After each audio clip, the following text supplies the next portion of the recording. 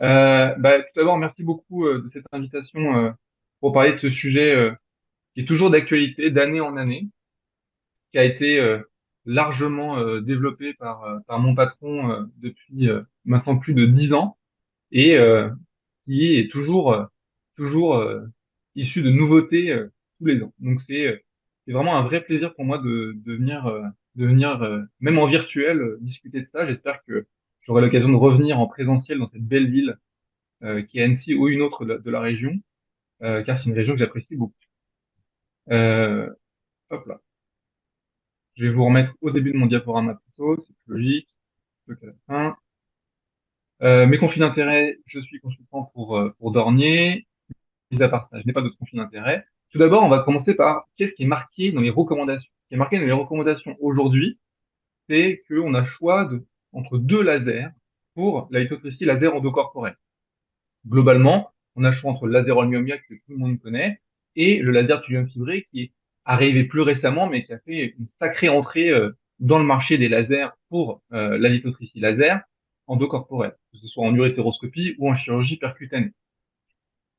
Maintenant, si on regarde le pipeline de tout ce qu'on a aujourd'hui pour faire une lithotripsie avec un laser, on a trois sources laser possibles. On a l'holmium-yak, comme je vous l'ai dit, c'est votre voiture de tous les jours que vous connaissez bien, c'est celle qui vous rassure. Vous avez le laser thulium fibré qui est un peu la Formule 1 que vous allez avoir dans votre paddock, et vous avez le laser thulium-YAG qui est arrivé très récemment, il y a à peu près 1 an, et pour lequel on a pour l'instant pas encore beaucoup de recul, mais il faut la connaître parce que on va venir vous en parler et on va voir que technologiquement ça peut être intéressant. On va commencer avec le Lmium-YAG. On va probablement enfoncer des portes ouvertes en vous disant que c'est un laser qui a cavité, c'est une boîte. Dans cette boîte, il y a des miroirs. Ces miroirs vont à réfléchir la lumière. Et au bout de la cavité, vous avez une ouverture qui peut être ouverte ou fermée. Vous avez une lampe à flash qui va émettre de la lumière, qui va traverser un cristal. Ce cristal, c'est le cristal YAG, qui est dopé avec des ions holmium. Une fois que cette lumière, elle va traverser ce cristal, il va y avoir une émission simulée de lumière avec une longueur d'onde de 2120 nanomètres. Il se trouve qu'avec les miroirs, cette lumière va pouvoir se réfléchir de part et d'autre et retraverser le cristal, qui va amplifier la lumière jusqu'à l'énergie voulue. Et puis, la cavité va s'ouvrir, la fibre laser va se connecter et vous allez pouvoir avoir votre rayonnement au bout, euh, au bout de la fibre laser. Globalement, ça, c'est le fonctionnement de tous les lasers à cavité. Vous allez voir, ça a son importance. Donc, je vous l'ai dit, la longueur d'onde est de 2120 nanomètres et pas micromètres, contrairement à ce qui est marqué sur ma diapositive. Et le profil de ce qui sort, lorsqu'on regarde le profil de ce qui sort en termes de puissance par unité de temps, on voit qu'il y a vraiment un pic initial au niveau de la puissance instantanée du laser, et ensuite il y a une décroissance très rapide. Donc c'est pas du tout un profil qui est carré, c'est pas une impulsion qui est uniforme, c'est une impulsion qui est dite en pic. Et pour vous donner une idée, les ingénieurs avec lesquels on travaille, ils détestent ce genre d'impulsion parce que c'est très difficile de les rendre reproductibles. Maintenant, le vrai problème, c'est que ce pic initial, il est responsable de rétropulsion. C'est parce qu'il y a ce pic initial qui est très important par rapport au reste de l'impulsion que vous aurez tendance à repousser le calcul et non pas à le casser. Donc, lorsqu'on cherche à savoir comment régler votre laser, on aura tendance à vous dire qu'il faut régler la durée d'impulsion de manière longue. Je reviens sur ce schéma-là. En effet, si vous augmentez la durée d'impulsion, vous allez diminuer ce pic initial, ce qui fait que vous allez diminuer votre rétropulsion, ce qui est intéressant. Et donc, moi, je vous conseille, lorsque vous réglez un laser en YAG, de toujours mettre la durée d'impulsion longue. Ensuite, vous réglez l'énergie pour avoir l'effet escompté. Et puis, pour finir, vous allez régler la fréquence de répétition, c'est-à-dire finalement la vitesse à laquelle vous allez pouvoir casser le calcul. Ici, les différents réglages, bon, ça c'est une diapositive que je vais à mon partenaire,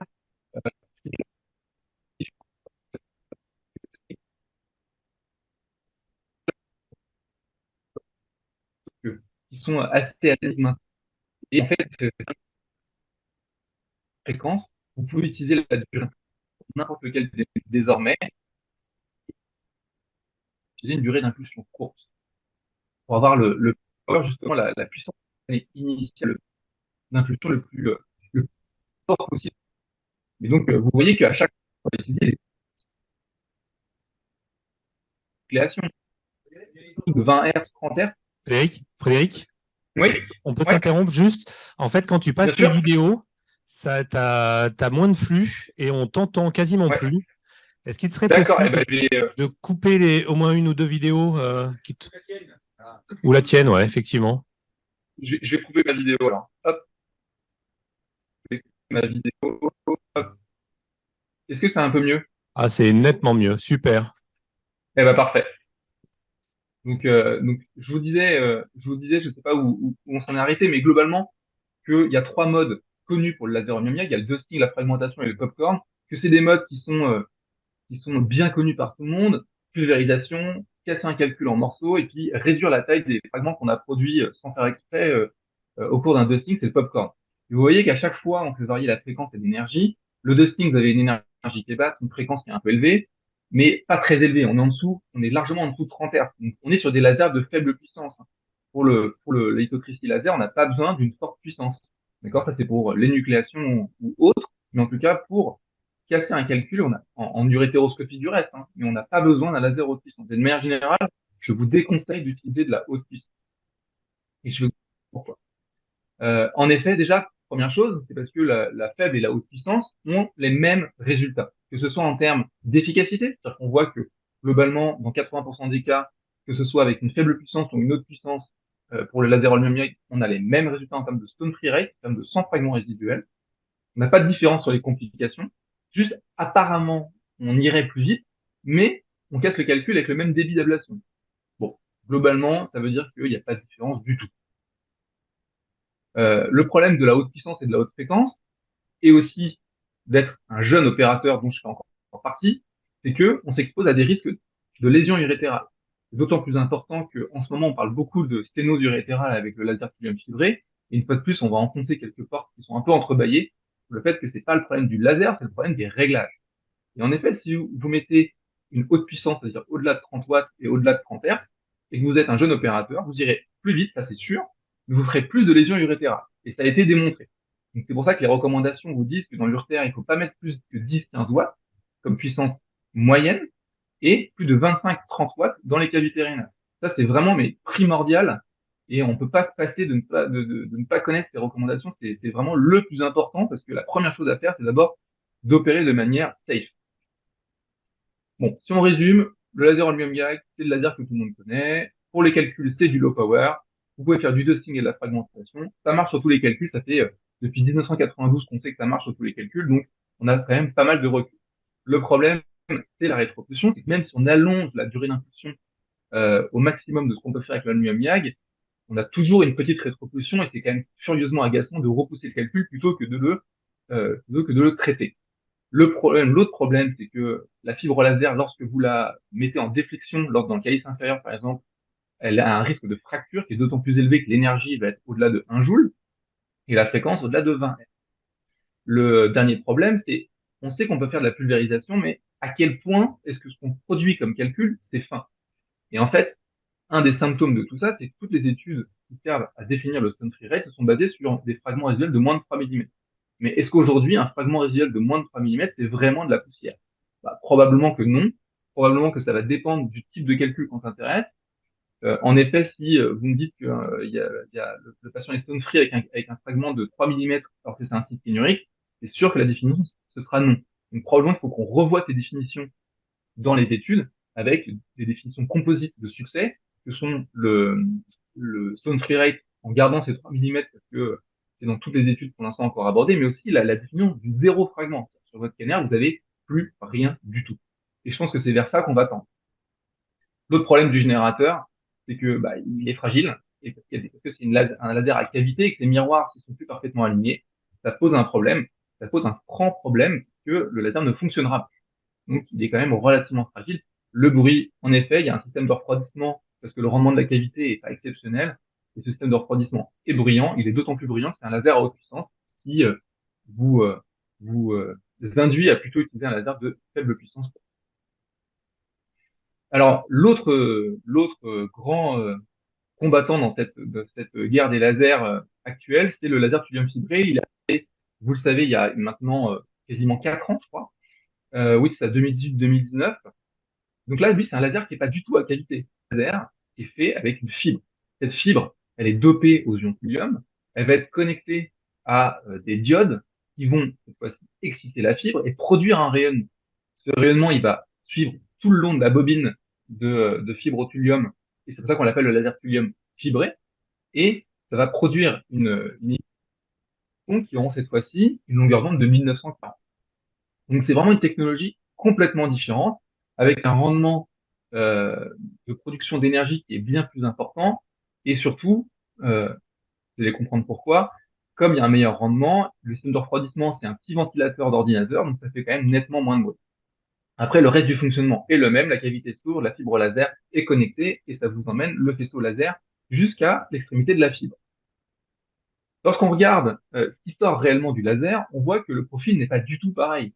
Le profil, il est carré. Il est idéal pour un ingénieur parce que c'est quelque chose qu'on peut contrôler. Et c'est-à-dire que la puissance instantanée tout au long de l'impulsion, elle est inversement proportionnelle à la longueur d'impulsion. D'accord? Donc c'est vraiment hyper important à comprendre, c'est que là, si vous allongez la durée d'impulsion, vous allez diminuer la puissance instantanée. D'accord? Donc, comme le peak power, il est beaucoup plus faible avec le thulium fibré, c'est-à-dire qu'il est d'ordre de 500 watts, alors qu'il est d'ordre de 10 000 watts pour l'olmium-yak, pardon, vous avez une rétropulsion qui est quasi inexistante. Maintenant, le problème, c'est que, comme on a diminué cette puissance instantanée, ce peak power, bah, le problème, c'est qu'on n'a plus de rétropulsion, mais est-ce qu'on a un niveau suffisant pour réellement traiter le calcul? Bah, c'est un petit peu la limite de ce laser, on a l'impression aujourd'hui, en tout cas. Lorsqu'on compare les deux, il y a cette étude fabuleuse qui est sortie dans European il y a maintenant un peu plus d'un an, qui avait montré que, pas compliqué, que le laser thulium fibré faisait mieux que le laser holmium YAG. On voit que sur des fragments de moins de 3 mm, bah, on avait quand même largement des résultats en faveur du thulium fibré. Et ce qui est très intéressant, c'est surtout le zéro fragment, c'est-à-dire la flèche rouge du bas. Vous voyez que globalement, on est quand même nettement meilleur en termes de zéro fragment résiduel sur le scanner post-opératoire. Et c'est ça qui est important, c'est qu'indépendamment du type de calcul, vous allez être capable de dire au malade, il n'y aura plus aucun fragment. Donc ça veut dire que si c'est une pathologie lithogène qui est à risque de récidive, comme par exemple de l'acide urique, je ne sais pas, si vous laissez un fragment de 2 mm d'acide urique, ça peut donner un calcul de 10 mm 6 mois plus tard. Donc c'est beaucoup plus exigeant. Et puis bien sûr, en termes de temps opératoire, ça va plus vite. Ça, c'est des choses qu'on avait démontrées à la fois in vitro et in vivo. Donc en effet, ça va 1,5 fois plus vite à 3 fois plus vite. Donc c'est vérifié en pratique clinique. Mais j'ai envie de dire, la vitesse d'utilisation, c'est pas tellement ce qui est le plus important. Ce qui est important, c'est que ce soit safe et surtout que ça fasse mieux en termes de ce qu'on va produire comme poussière de calcul. Le vrai problème du TFL, c'est qu'on n'a pas de recommandation à vous donner sur comment le régler réellement. C'est-à-dire qu'il y a, les compagnies n'ont pas de pré-réglage, euh, n'ont pas de consensus entre les compagnies pour savoir comment le régler, et les experts ne disent pas la même chose non plus. Donc comment faire? Comment faire? Eh ben, on va y venir sur ce que nous on recommande et ce qui est proposé dans les recommandations du CLAFU. Mais j'aimerais juste aborder avant le problème de la température. On a de plus en plus de patients qui présentent des sténoses urétérales euh, traité avec des lasers thulium. Et vraiment, la connexion entre thulium et sténose urétérale est un peu facile à faire. Et j'aimerais vraiment démonter ce paradigme en disant que, voilà, globalement, si vous comparez la température de l'eau produite par une émission de 3 minutes de thulium et d'holmium avec des réglages identiques, vous avez les mêmes courbes de température. Pas compliqué, c'est identique. D'accord? Donc ça, c'est la première chose. Donc thulium, holmium, c'est pas le problème. Le vrai problème, c'est la puissance. Si vous augmentez la puissance, vous voyez, vous passez de moins de 30 degrés à plus de 58 degrés, à plus de 60 degrés, à 30 watts. Donc ça, c'est un vrai problème. Et pourquoi c'est un vrai problème? Vous allez me dire pourquoi 58, 60? Non, c'est parce qu'en fait, le vrai souci, c'est que lorsqu'on passe au-delà de 50 degrés, on crée des altérations protéiques et c'est là qu'on met en fait littéralement le rein dans une bouilloire. Lorsqu'on le met dans une bouilloire, on crée des lésions urétérales indirectes. C'est pas le laser qui tape l'urtère, c'est vraiment le rein qu'on met au four, littéralement. Donc là, forcément, c'est sûr qu'on va abîmer la voie urinaire. Donc, en gros, pas de haute puissance, quelle que soit la source laser que vous allez utiliser au cours d'une urétéroscopie principalement.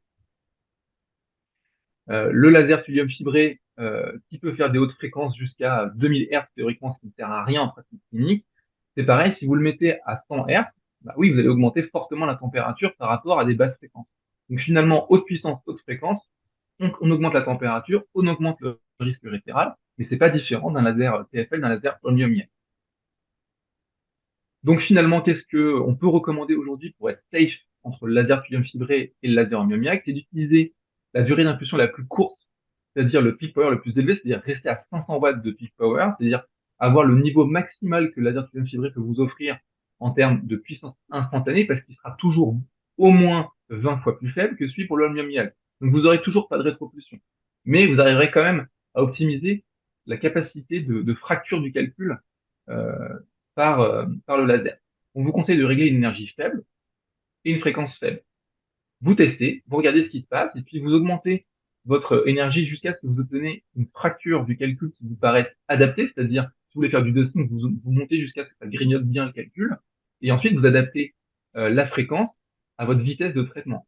Juste pour vous donner une idée, il y a une étude qui est sortie très récemment in vitro, disant que lorsqu'on met la fréquence à 80 Hz, il y a 4% des impulsions qui vont réellement sur le calcul.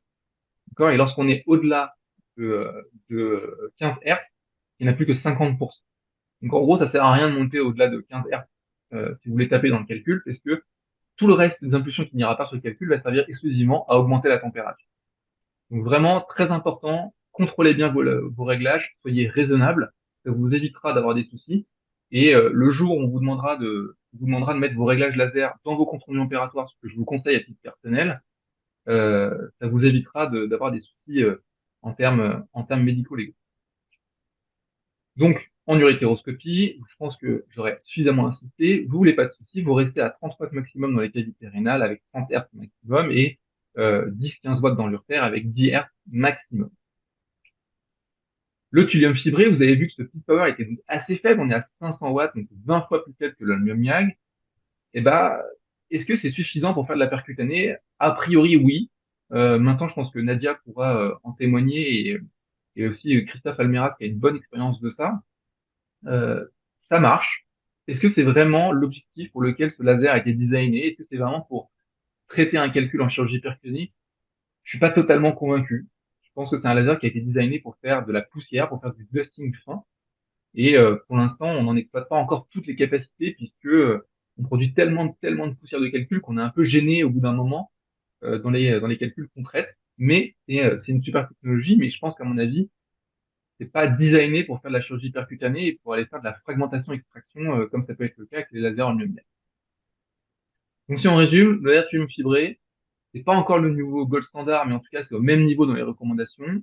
L'intérêt c'est que la rétropulsion c'est zéro, donc c'est quand même plus facile pour un jeune opérateur. Que c'est fait pour faire du dusting, et c'est vraiment vers ça qu'on tend pour traiter les calculs, parce que ne se le cachons pas, faire du basketing, c'est pas très amusant, que ce soit pour l'opérateur et pour l'aide opératoire. On peut utiliser des fibres laser qui sont plus petites, tout simplement parce que le faisceau qui sort du laser est plus petit. Donc l'intérêt, c'est que on a plus d'espace dans le canal opérateur pour irriguer, pour mieux voir. Et puis, comme on a une plus petite fibre, on profite des plus petits fragments. Donc, une fois de plus, ça va vers le dusting et pas vers la fragmentation. Et puis le générateur, je pense que pour ceux qui ont déjà vu des thulium fibrés, c'est plus petit, c'est moins fragile parce qu'il n'y a pas de miroir à l'intérieur, donc et c'est surtout nettement moins bruyant. Vous aurez aussi compris que le peak power est un problème pour la fragmentation, c'est-à-dire que le peak power de 500 watts, finalement, il est vraiment à la limite supérieure, à la limite inférieure de la normale pour pouvoir traiter un calcul, quelle que soit sa nature. Et en effet, on a plusieurs communications, notamment sur les réseaux sociaux, sur la cystine, pour savoir si c'est vraiment un laser efficace sur la cystine. Ça marche. Est-ce que ça marche mieux que l'Olmium-Yag? Je pense qu'on a encore besoin de démontrer et ça fait partie des projets pour lesquels on travaille. Enfin, pour la percutanée, pareil, ça marche, mais est-ce que c'était le design initial de ce laser? Pas sûr, parce que ce laser a vraiment été designé pour répondre aux insuffisances de l'Olmium-Yag, c'est-à-dire produire de la poussière plus vite et plus petit. Et puis, on a le dernier laser, qui est le Thulium-Yag, qui est cette technologie un petit peu présentée comme un compromis impossible entre les deux autres. C'est après la 206 et la Formule 1, ça va être un petit peu votre 206 de rallye, et on va voir pourquoi. Donc c'est un laser qui est à nouveau à cavité, donc comme le Miam-Yag. Cette fois-ci, la seule différence, c'est que ce qui va produire la lumière dans la cavité, c'est pas une lampe à flash, dont le rendement est assez faible, c'est des diodes laser, comme pour le thulium fibré. Donc vous allez avoir un meilleur rendement, ce qui veut dire qu'avec une seule cavité, vous pouvez produire 100 watts de puissance. Alors que pour le Miam-Yag, une seule cavité, c'est 30 watts. Donc ça veut dire qu'on a quand même un bien meilleur rendement. Lorsqu'on regarde l'absorption dans l'eau du thulium YAG, on voit que le thulium fibré, c'est globalement très en haut de la courbe d'absorption dans l'eau, du rayonnement. L'holmium est relativement faible, mais ça reste assez sûr d'utilisation. Et le thulium YAG, c'est vraiment entre les deux, c'est à peu près à 50% inférieur au thulium fibré, ce qui veut donc dire que c'est sûr d'utilisation, il n'y a pas de souci. Les réglages laser qu'on a, on voit qu'on a un joli panel de réglages. On a 0 à 1 joule et qu'on peut monter jusqu'à 200-300 Hz. Bon, 200-300 Hz, vous aurez bien compris que dans l'état actuel des technologies qu'on a, ça sert à rien pour l'urétéroscopie, ça c'est sûr, mais probablement que ça doit pouvoir servir, notamment comme la puissance de 100 watts, pour les gens qui veulent avoir un seul laser pour tout faire, l'énucléation et le traitement du haut appareil. Les durées d'impulsion, c'est vraiment quelque chose qui est intermédiaire entre l'holmium et le thulium, puisque le thulium, on est plutôt aux alentours des 1 milliseconde au minimum, et l'holmium, on est plutôt aux alentours des 200 millisecondes au minimum. On est sur un compromis, en tout cas, c'est ce qui est annoncé par l'industriel. Lorsqu'on regarde ce qui sort du thulium YAG, on se rend compte que l'impulsion, elle est aussi très uniforme, elle est parfaitement carrée, qui est juste le rêve pour un ingénieur, mais on voit que comme la durée d'impulsion est plus courte, et bah, le peak power est plus élevé. Parce que ce qui est en jaune sur ces diapositives, c'est l'énergie. Si vous voulez avoir la même énergie, il faut la répartir d'une manière ou d'une autre. Donc, soit vous allongez ici, c'est-à-dire les abscisses, soit vous augmentez les ordonnées. Donc en fait, le rectangle, il aura toujours la même surface, c'est-à-dire la même énergie. Maintenant, ça dépend comment vous le représentez. Et là, ce qu'on voit, c'est que le peak power, il est plus élevé, il est aux alentours de 1000 watts, c'est-à-dire 2 fois celui du thulium fibré, parce que la durée d'impulsion est donc 2 fois plus courte. Et ça veut dire qu'on a une possibilité de traiter probablement tous les calculs, mais peut-être avec une rétropropulsion un peu plus élevée. C'est peut-être ça le compromis à faire.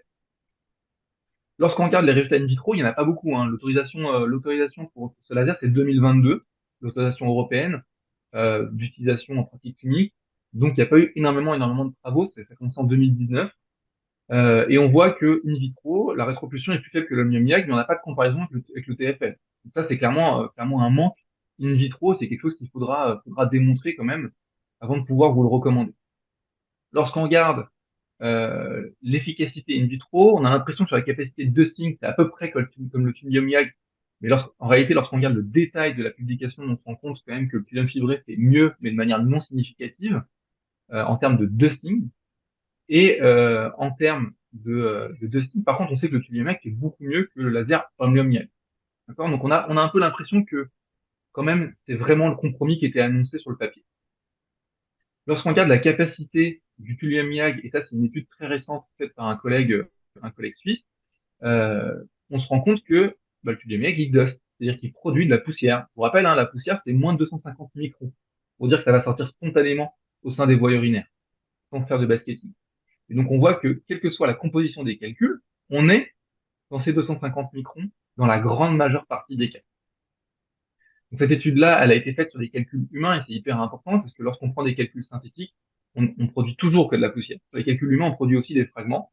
Et donc, cette étude, elle est vraiment bien faite à mon sens parce que elle montre que ça peut duster tout dans des conditions de laboratoire, dans des conditions parfaites. Donc, est-ce qu'on fera aussi bien en pratique clinique? Certainement non, mais en tout cas, on a la capacité de produire de la poussière selon la définition des 250 000. Ensuite, l'expérience clinique initiale qu'on a faite nous à l'hôpital Tenon, on a retrouvé, c'était uniquement initial et descriptif, on a retrouvé qu'on avait à peu près les mêmes paramètres d'ablation, c'est-à-dire qu'on va à peu près aussi vite qu'avec le thulium fibré. On a à peu près un même rendement, c'est-à-dire qu'on utilise à peu près la même quantité d'énergie par millimètre cube de calcul qu'on va traiter en urétéroscopie, et on a à peu près le même stone free rate en urétéroscopie sur des calculs non complexes qu'avec le laser thulium fibré. Maintenant, lorsqu'on compare le zéro fragment, il y a quand même à parier que avec la fibre de 270 microns du thulium YAG, on n'arrive pas à faire pareil qu'avec une fibre de 150 microns avec le thulium fibré. Est-ce que c'est dû à la technologie ou à la taille de la fibre? Probablement quand même un peu des deux, mais ça reste à démontrer, il faut le démontrer. Il y a une publication que vous trouverez sur PubMed sur le thulium YAG en percutané. Malheureusement, vous ne pouvez pas considérer ces résultats parce que ce n'est pas la même technologie, c'est le Revolis. C'est un laser qui est mixte entre le thulium et l'holmium. il y a deux cavités à l'intérieur avec deux cristals différents. Impossible d'attribuer ces résultats au thulium YAG que je vous présente aux autres. Je voulais vous présenter absolument l'interface graphique parce que c'est hyper important. On ne sait pas non plus comment régler ce laser. Donc, nous, les principes de base pour régler un laser, vous l'aurez compris, c'est d'abord basse énergie, basse fréquence, puis on adapte. Quelle que soit la source laser, que ce soit l'holmium ou le thulium fibré. Et ben avec le thulium YAG, on fait pareil, on essaie de trouver un réglage dans lequel on peut faire ça. Ce qui n'est pas possible avec le dusting, vous voyez que lorsqu'on est dans les réglages de dusting, on peut pas avoir moins de 25 Hz.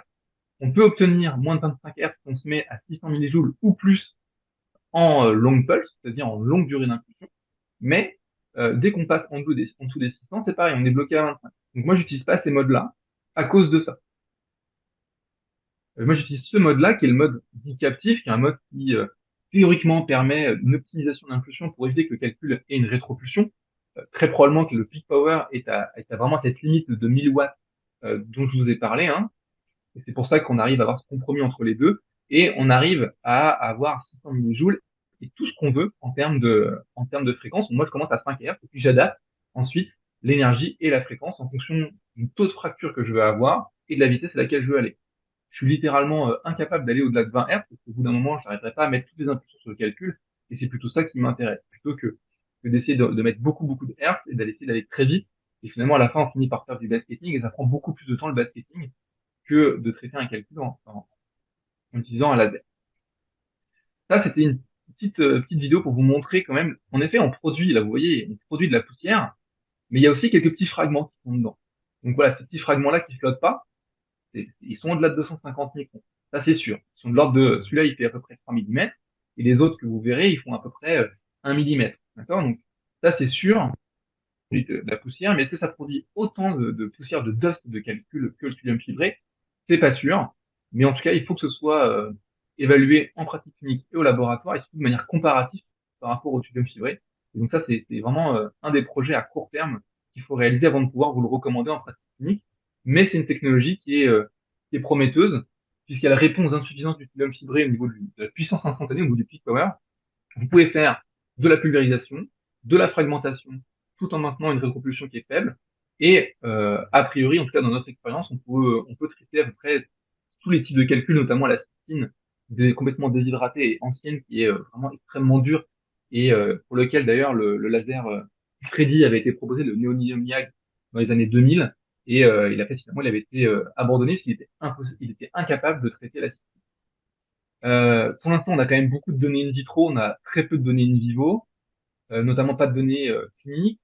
On dispose que de fibres laser de 272 microns, et ça, c'est quand même un problème pour pouvoir comparer ces deux technologies. Les fibres de 200 microns arrivent, et l'autre souci pour l'instant, c'est l'interface graphique. Moi, j'utilise qu'un seul des modes dessus, j'arrive très bien à m'en sortir, mais en effet, l'interface graphique est ce qu'elle est, et je pense qu'elle est quand même améliorable sur cet aspect-là.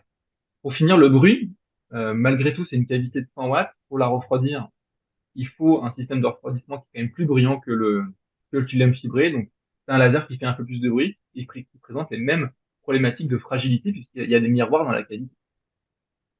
Donc, si on résume les trois technologies, vous avez ici vraiment les trois éléments, enfin les trois technologies représentées sur ce tableau. Vraiment, ce sur quoi j'insiste aujourd'hui, c'est vraiment le peak power. Le peak power, l'aluminium c'est 10 000 watts à peu près, hein, lorsqu'on est en courte durée d'impulsion. Le thulium fibré, c'est 500 watts. Et le, le thulium YAG, on est aux alentours de 1000, disons entre 500 et 1500 en fait. Et en fait, vous voyez que c'est littéralement corrélé pour le thulium fibré et le thulium YAG à la durée d'impulsion, parce que l'impulsion, elle est vraiment uniforme, elle est vraiment carrée. Et donc, vraiment, lorsque vous allez allonger la durée d'impulsion, vous allez diminuer la puissance initiale. Et donc, c'est pour ça que vous allez avoir moins de rétropulsion. Voilà. Mais forcément, moins de force de frappe. Et j'espère que vous l'aurez compris. L'autre souci et l'autre différence majeure qu'il faut vous donner, c'est que, bah oui, les fibres laser, on peut pas mettre des fibres laser de moins de 200 microns sur le thulium YAG, et a priori, on pourra pas. Mais est-ce que c'est vraiment un souci? Je suis pas sûr. Nous, on n'a pas eu de fracture de fibre en calice inférieur et sans relocalisation. Donc, ça reste pareil. Ça reste à démontrer de savoir si la fibre, elle va casser lorsqu'elle est en déflexion, lorsqu'elle est en courbure, comme avec l'aluminium YAG, ou est-ce qu'au contraire, comme avec le thulium fibré, elle va pouvoir ne jamais se casser, quel que soit le rayon de courbure. C'est-à-dire, finalement, être capable de traiter les calculs non relocalisables du calice inférieur. Sinon, ce serait une différence majeure en faveur du thulium fibré. Puis pour finir, l'intérêt du thulium YAG, c'est que même pour une puissance de 100 watts, euh, vous avez une prise qui est standard, c'est-à-dire que vous n'avez pas besoin de vous faire équiper d'une prise 32 ampères comme pour les lasers all-numeric de haute puissance, qui vous servent à la fois pour les nucléations et pour la light. Donc c'est un laser qui est vraiment un compromis. Et j'aime bien cette analogie euh, automobile qui vraiment vous décrit l'Olmiamiac comme votre 206, enfin vraiment c'est la Peugeot qu'on a tous eu sur laquelle on a appris à conduire lorsqu'on était interne. C'est vraiment la sécurité et ça marche quand même très bien. Il faut pas l'oublier. Le laser thulium fibré, c'est la Formule 1 qui a vraiment investi le bloc opératoire depuis maintenant plusieurs années. On n'a pas encore beaucoup de recul sur les réglages pour vous les recommander en pratique clinique. Je pense que les réglages, de manière générale, sont assez individuels et adaptés à votre pratique et votre technique opératoire. Donc, vraiment, soyez raisonnable. Vraiment, connaissez votre matériel et surtout, connaissez-vous pour éviter d'avoir des soucis. Le Tuliamiac, c'est un petit peu entre les deux. C'est vraiment la voiture de rallye qui vous permettra de faire un peu mieux qu'avec le Miag, probablement un peu moins bien qu'avec le Thulium fibré en termes de dusting, mais peut-être que des fibres de 200 microns pourront aider à combler cette différence. Tout ça pour vous dire qu'aujourd'hui, malgré tout, le Thulium miag, il n'est pas recommandé en pratique clinique par le CLAFU, parce qu'on n'a pas encore assez d'arguments pour vous le recommander. Je vous remercie de votre attention.